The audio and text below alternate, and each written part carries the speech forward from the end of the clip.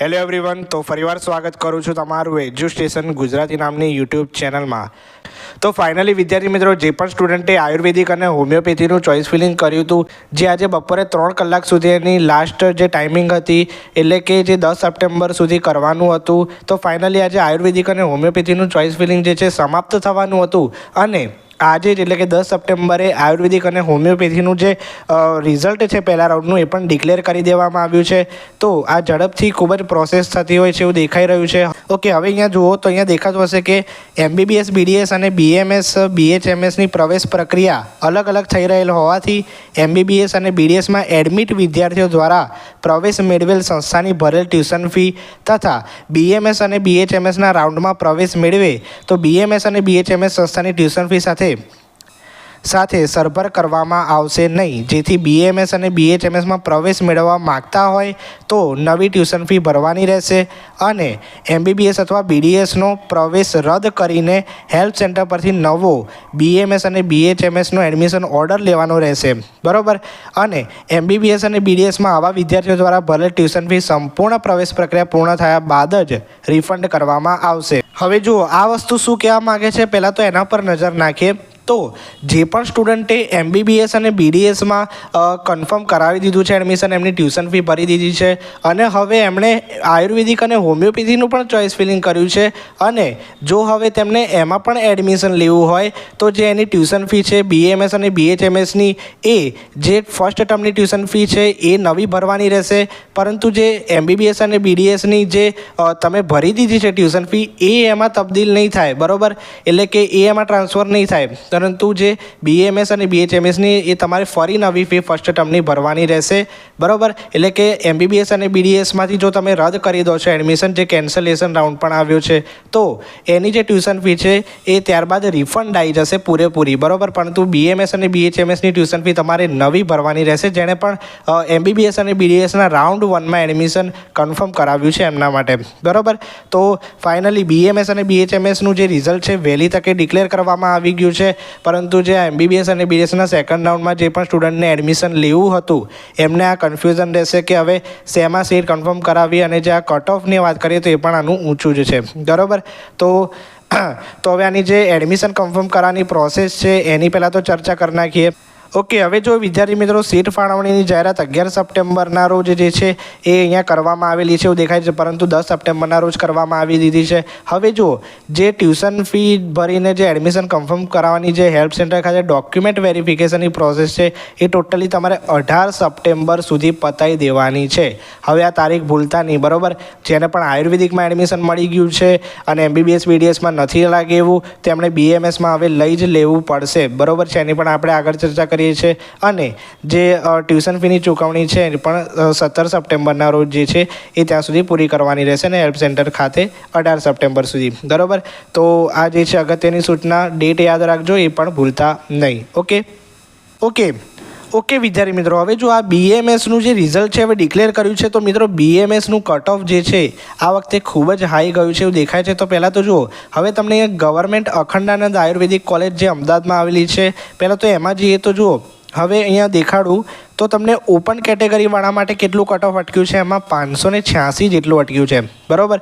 ત્યારબાદ વાત કરીએ તો SC/BC કેટેગરીવાળા માટે, તો SC/BC કેટેગરીવાળા માટે અહીંયા જોવા જઈએ તો અહીંયા નીચે હશે, બરાબર। તો જુઓ 574 જેટલું અટક્યું છે। ત્યારબાદ EWS કેટેગરીની વાત કરીએ તો અહીંયા 573 જેટલું, બરાબર।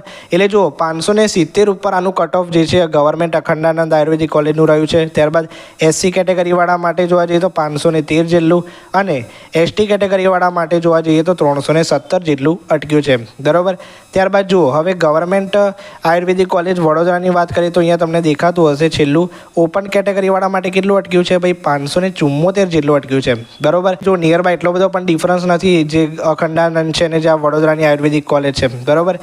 ત્યારબાદ SC/BCની વાત કરીએ તો જુઓ અહીંયા SC/BCનું દેખાડું, હવે જો SC/BCમાં છેલ્લે 568 જેટલું ગવર્મેન્ટ જે વડોદરાની આયુર્વેદિક કોલેજ છે એનું અટક્યું છે અને છેલ્લે EWS કેટેગરીમાં 566 જેટલું, ઓકે।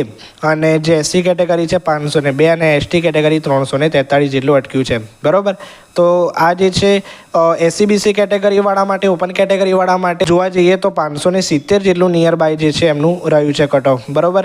એટલે ગયા વર્ષની સરખામણીમાં પણ આયુર્વેદિકનું જે છે હાઈ છે, અને જે મેરિટ MBBS અને BDSનું જે ઊંચું ગયું છે એની અસર જે છે અહીંયા વર્તાઈ રહી છે એવું દેખાય છે, બરાબર. ત્યારબાદ જુઓ શેઠ JP ગવર્મેન્ટ આયુર્વેદિક કોલેજ ભાવનગરની વાત કરીએ, બરાબર. તો અહીંયા ઓપન કેટેગરીવાળા માટે 570, આનું પણ 570 નિયર બાય, પહેલાંનું ઓપન કેટેગરીવાળા માટે 574 જેટલું હતું. હવે જુઓ SC/BC કેટેગરીની વાત કરીએ તો SC/BC કેટેગરીમાં અહીંયા દેખાતું હશે તમને, બરાબર, 561 જેટલું રહ્યું છે. યસ.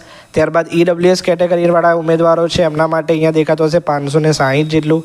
ઓકે. અને SC કેટેગરીના ઉમેદવારો છે એમના માટે 500 જેટલું. ઓકે.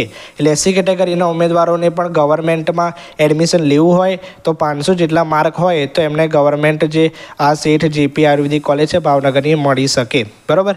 અને ST કેટેગરીવાળા માટે 307 જેટલું. ઓકે. એમનું પણ જે 300 વપરાયું છે. હવે બીજી છે મિત્રો ગવર્મેન્ટ આયુર્વેદિક કોલેજ જે જૂનાગઢમાં આવેલી છે. ઓકે. હવે જો ઓપન કેટેગરીવાળા માટે એનું કેટલું રહ્યું છે તો 566 જેટલું રહ્યું છે. ત્યારબાદ SC/BC કેટેગરીવાળા માટે વાત કરીએ તો SC/BC કેટેગરીવાળા માટે અહીંયા છેલ્લું તમને દેખાડું, બરાબર. જુઓ અહીંયા SC/BC કેટેગરીવાળા માટે 561. ઓકે. અને EWS કેટેગરીવાળા માટે છેલ્લે છે 560. એટલે જોવા જઈએ તો EWS કેટેગરી ને ઓપન કેટેગરીમાં એટલો બધો ડિફરન્સ નથી, 560 નિયર બાય 570. એટલે જેને પણ 550 ઉપર માર્ક છે એમને ગવર્મેન્ટ કોલેજ જે છે એલોટ થઈ છે એવું દેખાઈ રહ્યું છે, બરાબર. ત્યારબાદ જો અહીંયા SC કેટેગરીમાં પણ 498 નિયર બાય 500 અને ST કેટેગરીમાં 305. ઓકે.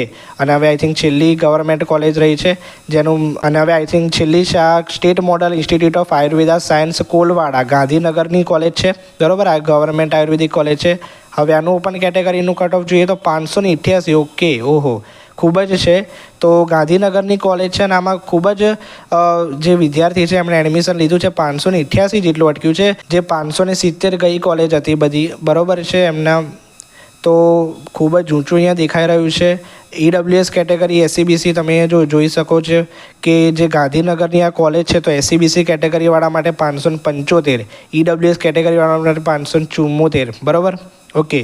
ત્યારબાદ SC કેટેગરીવાળા વિદ્યાર્થીઓ માટે 512, ST કેટેગરીવાળા માટે 312 જેટલું, બરાબર. એટલે જેને પણ 560, 550 ઉપર છે અહીંથી પ્રાઇવેટ કોલેજ શરૂ થાય એનું આપણે આગળ વિડીયો બનાવી દઈશું. ઓકે. તો આપણે ગવર્મેન્ટ કોલેજનું કટ ઓફ અહીંયા જોઈ લીધું જે ખૂબ જ હાઈ છે, બરાબર. એટલે 560 નિયર બાય 570, બરાબર. જે ગાંધીનગર કોલવાડાની કોલેજ જોઈએ એને તો ખૂબ જ હાઈ છે, બરાબર. એટલે આમાં પણ જે MBBS BDSનું જે કટ ઓફ હાઈ રહ્યું એની અસર અહીંયા જણાય છે એવું દેખાઈ રહ્યું છે, બરાબર. અને એની જે એડમિશન કન્ફર્મ કરવાની પ્રોસેસ છે એના પર પણ આપણે વિડીયો બનાવી દઈશું. જે MBBS BDSની જે રાઉન્ડ 1ની જેમ કન્ફર્મ કરવાની પ્રોસેસ છે એ મુજબ છે. એટલે તમે અહીંયા જે અનુકૂળતા મુજબ હોય એ જોઈ શકો ને જે તમારું એલોટમેન્ટ લેટર હોય એ અથવા એ જે છે કાલે આવી જશે. જો આજે નહીં આવે તો ચિંતા નહીં કરવાની, કાલે સવારે તમે જોશો તો એલોટમેન્ટ લેટર આવી ગયો હશે. સાયબર કાફેમાં જશો તો એમને પણ કહશો કે એલોટમેન્ટ લેટર કાઢી આપો તો એ કાઢી આપશે, બરાબર. અને એલોટમેન્ટ લેટર બાદ જે ટ્યુશન ફીની રિસિપ્ટને બધું તમારે ડાઉનલોડ કરી દેવાની અને જે હેલ્પ સેન્ટર ખાતે વેરિફિકેશન કરાવીને તમારું એડમિશન કન્ફર્મ કરાવી દેવાનું રહેશે, બરાબર. તો મારી એટલી જ સલાહ છે કે જો તમને આયુર્વેદ હોમિયોપેથીમાં એડમિશન મળી ગયું છે તો હવે તેને કન્ફર્મ કરાવી દેજો. કારણ કે MBBS BDSના સેકન્ડ રાઉન્ડ જે મોપઅપ રાઉન્ડ આવે એમાં પણ કટ ઓફ હાઈ રહેવાનું છે, એટલે પ્રાઇવેટ કોલેજમાં, બરાબર. એટલે BMS BHMSમાં પણ વિચારતા નહીં. જો તમને ઓછા માર્ક છે તો બરાબર, પરંતુ 500 550 માર્ક હજી પણ છે ને એડમિશન નહીં મળ્યું તો તમને હજી ચાન્સ છે, બરાબર. યસ. તો અપડેટ વિશે વાત કરવાની હતી. આઈ હોપ તમને વિડીયો પસંદ આવ્યો છે. પસંદ આવે તો લાઇક કરી દેજો. ચેનલ પર ના હોય તો ચેનલને સબસ્ક્રાઈબ જરૂરથી કરી દેજો આવી નવી માહિતી મેળવવા માટે. મળીએ નવા વિડીયો સાથે. ત્યાં સુધી ગુડ બાય. Thank you.